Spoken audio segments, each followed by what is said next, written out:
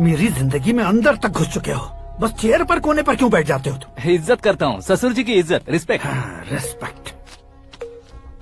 आपका paper wait भी कुर्सी है। आपको शायद पावर में रहना बहुत पसंद है। क्या है ये? आप ही ने लिख कर दिया था। आपकी बात के मुताबिक आप अपनी बेटी मुझे सौंप देंगे, मैं उसे घर ले जाऊंगा, सबसे इंट्रोड्यूस करवाऊंगा। एक मिनट मेरी जगह पर आकर सोच कर देखो यार, तुम जैसे को मैं अपनी बेटी कैसे सौंप सकता तो हूँ? गुस्से में लेटर लिखने से पहले सोचना चाहिए था। मैंने कहा था ना, शुक्र महादशा डांसिंग। देखो, गोवा के पास बीच समंदर में मेरे पास एक आइलैंड है, 200 एकर्स काफी होगा। मीरा को भूल जाओ। मीरा के बगैर आइलैंड किस काम का? शमशाबाद एयरपोर्ट के पीछे 300 एकड़ जमीन है। मीरा के बिना वो जमीन किस काम की? ओके, तो फिर 500 करोड़ लिक्विड दूंगा, लाइफ टाइम सेटलमेंट। तो मीरा किस काम की? ठीक सुना आपने, 500 करोड़ लिक्विड कैश। सुनने में भी बहुत अच्छा लग रहा है सर। आपने अभी जो फिगर बताई, मीरा की फिगर कुछ नहीं है सर। एक दिन तो आपसे मैं पंगा ले सकता हूँ, पर मुझसे रोज रोज तो नहीं हो सकता ना। जल्दी कीजिए सर, मुझे खरीद लीजिए। तुम्हारी कोई चाल तो नहीं है इसमें? तुम सचमुच मान गए हो? और क्या सर, आपका दिया ऑफर पसंद आया कह रहा हूँ, तो आप फिर से कंफ्यूज कर रहे हो। सर, हमें ये मौका नहीं छोड़ना चाहिए। वो अपना मन बदल दे, उससे पहले ये डील फाइनल कर दीजिए सर।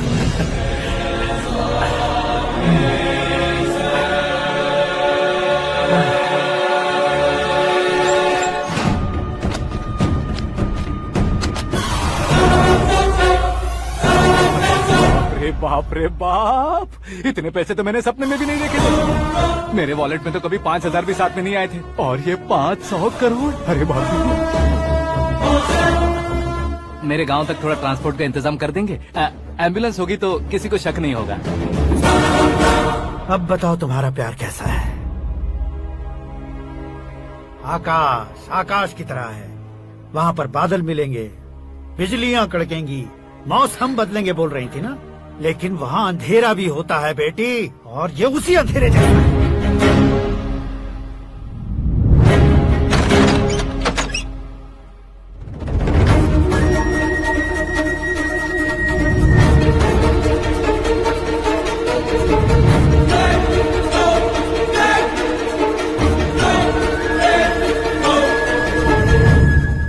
वाह, तुम तो कमाल के निकले।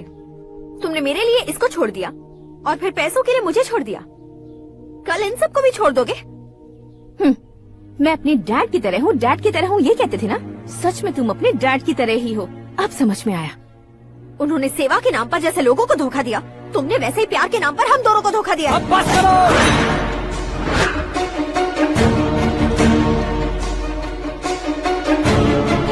तुम मेरे पापा के बारे में एक और शब्द मत बोलना। तुम जानती क्या हो मेरे पापा के बारे में?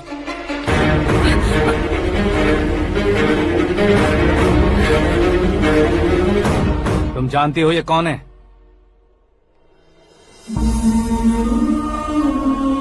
सब हमेशा खुश रहे, इसलिए सभी को अपने बेटे की तरह मानकर देखभाल करने वाले देवता थे मेरे पापा। मेरे देवता समान पापा कैसे मर गए जानती हो? जानती हो? जानती हो? हर साल की तरह इस साल भी मछली औषध प्रसाद के लिए आने वाले लोगों का कुंदनपुर स्वागत करता है।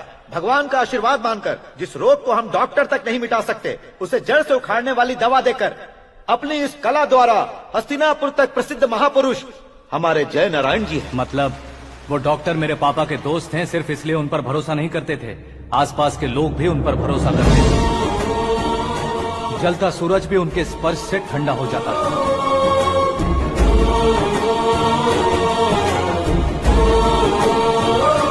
साहब नमस्कार। तुम्हारा विश्वास ही तुम्हें निरोगी बनाएगा।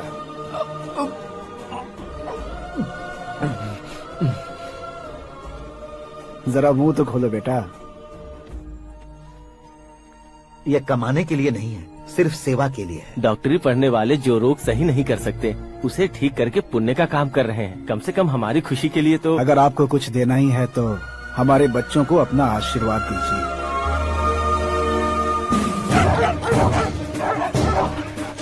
मेरे पापा की सेवाओं को देखकर पार्टी के हाई कमांड भी हमारे घर पर आए थे।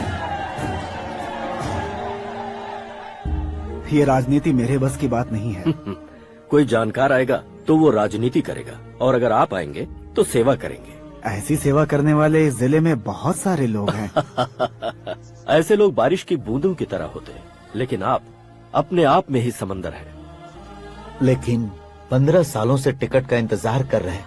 अशोक गजपति जी गलत सोचेंगे। सिर्फ कुर्सी के लिए सोचने वालों के बारे में हमारी पार्टी नहीं सोचती। लेकिन अशोक गजपति ने कुछ और सोचा। जब सब खुशियां मना रहे थे, तब उसको टिकट नहीं मिली। उस कड़वे सच को कोने में छुपाकर मीठे झूठ से हाथ मिलाने के लिए मेरे पापा के पास आया। ये क्या है जी? दुख बांटने वाले समय पर आप मिठाई बांट रहे हैं। आपकी टिकट इन्हें मिल गई, आपको बुरा नहीं लगा?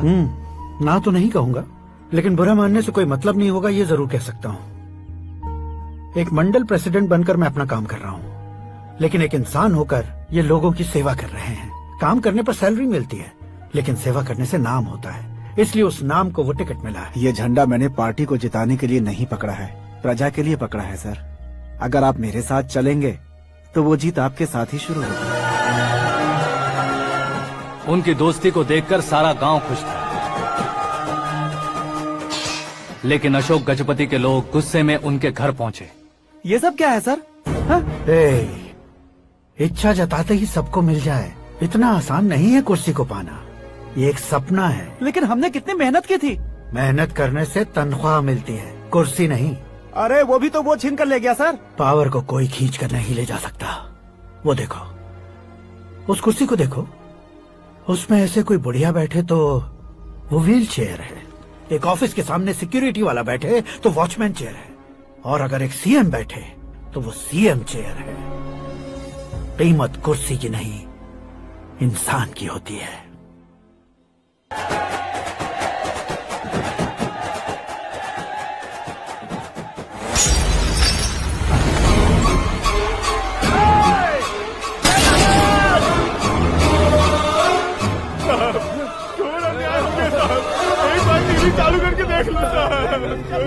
मछली औषध अचानक जहर बन चुकी है। लोगों की जान बचाने के लिए ट्रीटमेंट चल रही है। पैसों के लिए फार्मा कंपनी के साथ मिलकर धोखा दिया जैना। बहुत से लोगों की जान जा चुकी है। ताजा सूत्रों से पता चला है बहुत से लोगों के हाथ पैरों ने काम करना बंद कर दिया है। कुछ लोगों को खून की उल्टियाँ हो रही हैं। इतने लोग मर चुके हैं, इतनों के जिंदा बचने की उम्मीद भी नहीं है। डॉक्टर्स भी जवाब नहीं दे पा रहे हैं।